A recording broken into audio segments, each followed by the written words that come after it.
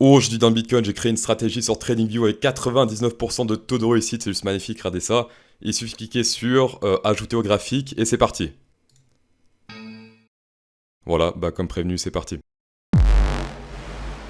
On s'approche du week-end, donc on dézoome un peu. En 4 heures, c'est très le bordel, ça monte, ça descend, d'accord. Donc on dézoome pour une meilleure vue d'ensemble. Comme dit au début de la semaine, on est sur un gros support ici au niveau des bougies weekly. On est également sur, si on tire un trait comme ça, on est sur une divergence boule potentielle, là c'est tout droit et là ça monte. Et elle n'est pas encore confirmée, d'accord. Donc je sais qu'en daily ou en 3 jours, on a des petits signaux boules. En weekly, c'est pas encore confirmé, donc pour ceux qui veulent investir sur du long terme, regardez toujours sur du weekly pour confirmer vos décisions. Ça en weekly, c'est plutôt bon. Par contre, on est sur un bear flag ici, confirmé en weekly. Alors attention, il ne faut pas uniquement suivre ça, mais il faut se préparer, d'accord. C'est là ce qui peut se passer. En tout cas, la target de ce bear flag, c'est, j'avais dit également lundi ou c'était vendredi passé, voilà, c'était ici. Je dis attention, bear flag, target potentiel vers les 26 000 dans cette zone-là. Il me semblait que c'était un peu plus bas. Lundi, attendez, on va essayer de le retirer. Hop, on va le tirer proprement. Le bottom, on met ça sur le top. Voilà. Target bear flag 24 000 si ça se réalise. Certains disent ouais, bottom absolu 40 000, 30 000. Nous, voilà, on se prépare. On sait que potentiellement on peut descendre jusqu'à cette target là, même un peu plus. Par exemple, ici, on allait toujours un peu plus loin que les targets. Par exemple, là, on avait un petit bull flag. Si on le met sur le bottom, on allait légèrement plus haut que cette target, d'accord. Pareil, c'était avec ce bull flag là. Il me semblait qu'on est allé un peu plus haut que la target. On prend le top ici, le bottom là, on le met sur le bottom. On allait légèrement plus haut avec cette tige par rapport à la target. Après, bah, c'est juste ce bear flag qui annonce cette target. Il n'y a pas d'autre indicateur qui annonce cette target de 24 000. Ça, c'est plutôt positif parce qu'on se fie toujours à plusieurs indicateurs. Si là, on se dit, vas-y, c'est bon, on va descendre à 24 000 parce qu'il y a ce bear flag, c'est pas ce qu'il y a de mieux à faire. Le mieux, c'est de confirmer ces décisions avec d'autres indicateurs. Là, si on part par exemple sur une divergence bull ici, avec le VMC ou le RSI, dans ce cas, je verrai moins bien les 24 000 ici que tant qu'il n'y a pas cette divergence bull. Par exemple, si dans quelques semaines ici une divergence bull se confirme en weekly, dans ce cas, je ne croirais plus trop en cette target des 24 000, d'accord. Par contre, voilà, tant qu'on n'a pas cette divergence bull confirmée ici en weekly, eh bien, on peut continuer à descendre jusqu'à nouvel ordre. Certains m'ont demandé, ouais, CryptoSauce, est-ce que tu shorts ce bear flag ici? Je ne short pas sur le long terme, je fais uniquement du spot sur le long terme, je fais pas du short sur du long terme parce qu'il y a trop de frais, d'accord. Donc le spot pour moi c'est clairement mieux que faire du futur pour du long terme. Attention, ça c'est pour du long terme, on est en weekly ici, pas en 4 heures. En 3 jours, j'ai annoncé le pétage de cette résistance sur le RSI, je vais mettre en blanc comme ça vous voyez mieux. Donc on a pété cette résistance, rebondi 4 fois, et là hop on a pété, on est toujours au-dessus. Et là actuellement ça semble faire office de support.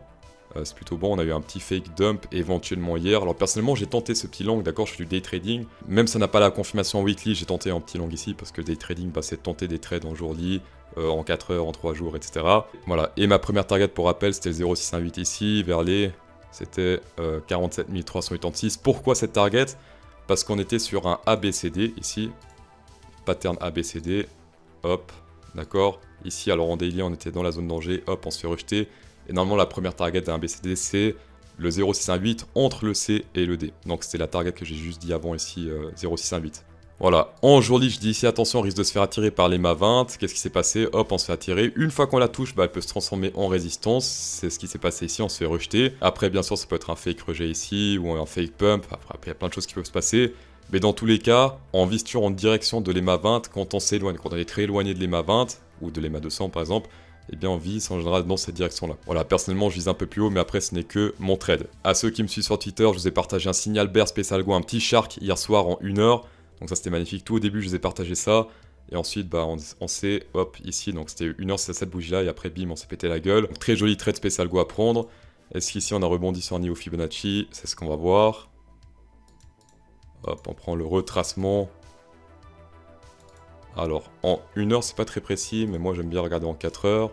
Et en 4 heures, on peut dire qu'on est quasiment pile poil ici sur le 0,5. Alors, ce que j'aurais préféré, personnellement, c'est comme d'hab le 0,58. C'est là où on a les retournements majeurs en général, mais le 0,5, ça arrive aussi des fois. Mais c'est vrai que les retournements sont en général plus solides quand ça se retourne sur le 0,68 que sur le 0,5. Mais on peut faire des trucs très solides aussi sur le 0,5. Si vous voulez bien, retournons sur le graphe des liquidations, là où je me suis énervé hier parce que ça marchait pas. Alors, hier, on avait annoncé une petite chute, d'accord? Je me souviens, c'était, on était assez haut ici. Je dis attention, on a la liquidation vers le bas, bim, on est descendu, d'accord. Ici, niveau vert, alors on avait pas mal de liquidation hier, parce qu'il y avait pas mal de vert ici. On a toujours pas mal de liquidation vers le bas, sauf que vu que c'est en train de descendre, il y en a moins. Et vu qu'on est descendu hier, on a chopé pas mal de stop loss ici. Et là, on est en train de remonter, et on a pas mal de grosses tiges ici, donc ça c'est des stop loss de levier. On en a un ici vers les 43 500 qui est assez gros. Et après, on a pas mal qui sont assez élevés ici, notamment on en a aussi quelques-uns. Voilà, vers les 45 200, c'est très haut. 45 200 ici, on a pas mal de stop loss ici. Et sinon, alors là, ça se dirige vers le haut, donc on dirait qu'il veut chercher ces stop loss là. Et vers le bas, il y en a aussi, mais ils sont très bas ici, ils sont vers les 39 000. Voilà, à partir de 39 000, ça devient intéressant pour liquider. Mais au-dessus, pas très intéressant. Là, on dirait qu'il essaie de chercher nous ceux qui sont au-dessus.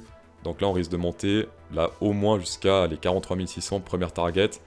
Et s'il a encore plus faim, eh bien on peut liquider ceux qui sont là-haut, les shorts qui sont ici par exemple vers les 45 000. Niveau funding rate, on retourne dans le vert ici. Comme je dis il y a quelques jours, je préfère que ça reste rouge longtemps pour poser un bottom solide. Là, ça ressemble plus ou moins à ce qu'on avait là, d'accord. C'était pas un bottom solide ici, d'accord. C'était un truc chelou, c'était un range dégueulasse. Voilà, un truc comme ça peut être sympathique à faire, d'accord. Donc là, éventuellement, ce qui serait sympathique pour le prix, c'est qu'il fasse un range ici.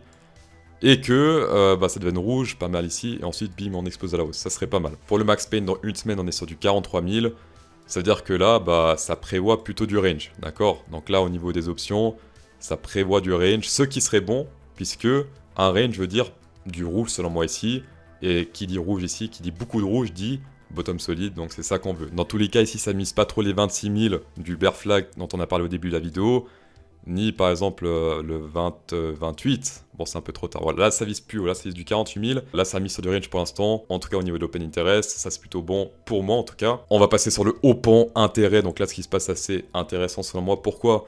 Parce que il y a très peu d'ordre, d'accord, il y a très peu d'ordre ici, ici on était plus haut que, par exemple là, c'est logique, et là on était plus bas au niveau des ordres, donc il y avait beaucoup moins de futurs ici que plus bas, il y avait moins de gens intéressés ici que là. Ça c'est plutôt bon pour les whales, parce que les whales, comme j'ai dit depuis quelques jours, ils aiment bien partir sans personne. Et là je pense qu'il y a des gros whales qui sont rentrés en longue, d'accord, puisque la bougie est bleue. Voilà, donc ça c'est très bien, sauf que max pain. Pour faire les trades, ça se passe sur Bybit ou sur Fimex jusqu'à 4100 $ de coupon bonus après premier dépôt. Ça c'est valable jusqu'à fin janvier, ces deux offres, donc tapez dedans. Voilà, personnellement je fais mes trades sur Bybit et je fais du stacking sur Fimex, pour ceux qui veulent savoir, voilà. On va passer sur Ethereum, tout à fait, sur Ethereum. Ce que j'ai marqué ici sur le RSI, c'est que eh bien, on se fait rejeter pas mal de fois ici. Encore plus que sur le Bitcoin. Sur le Bitcoin, on était sur du 4 rejets. Là, on est sur du 1, 2, 3, 4, 5 rejets. 1, 2, 3, 4, 5, oui, puisqu'on va compter ce pic aussi. Eh bien, s'il pète ça à la hausse, ici, ce RSI, d'accord, ça fait depuis maintenant, on va dire ici, depuis le 11 novembre qu'on est sous ce support, enfin cette résistance RSI. Si on pète ça à la hausse, ça peut faire très mal pour les bears. Voilà, donc surveillez très bien cette résistance RSI. Une fois qu'on pète à la hausse, eh bien, on peut partir au niveau des bougies à la hausse. Vu que ça pète à la hausse, ça part à la hausse. Oui. Sinon, comme sur le Bitcoin, on a une extension ABCD ici, d'accord. Ici, on est plus ou moins pile poil sur le 1,618, voilà ici.